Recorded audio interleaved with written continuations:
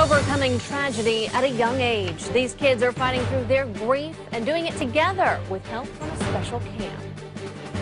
Good evening. Tonight, dozens of young survivors of homicide are now back home after spending a life-changing weekend away. Channel 4's Ashley Harding was there for a homecoming, and she's joining us now live to tell us more about Camp Maddie.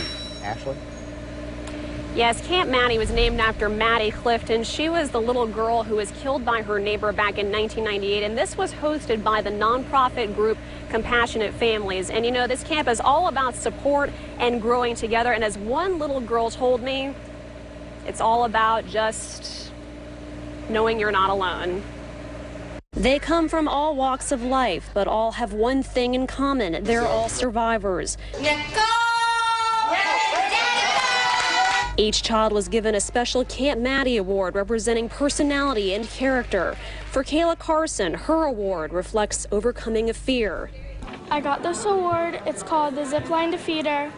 I got it because I'm afraid of heights and I really didn't want to do the zipline, but one of the camp counselor leaders, she talked me into it and we went on the zipline together. Someone shot and killed Kayla's father, Stuart Carson, as he sat inside his taxi earlier this year. I like hearing stories from other kids so I know that I'm not the only one and so that I'm not left out. Campers say they wrote letters to their loved ones, played fun games, and just hung out.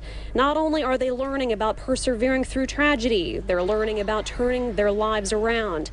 Few people know this as well as Ellis Curry. He served 12 years in connection with the 1993 murder of 14-year-old Jeff Mitchell. I do this not only to help the kids, but to also put an image that we need more people like myself who done took the wrong path and had a second chance to change for the right. Jeff Mitchell's father, Glen, is the founder of Compassionate Families. The two now advocate against violence side by side. Proud. I have the utmost respect and pride in what Ellis has done. And as they say goodbye to their new friends, all they can think about is doing it all over again.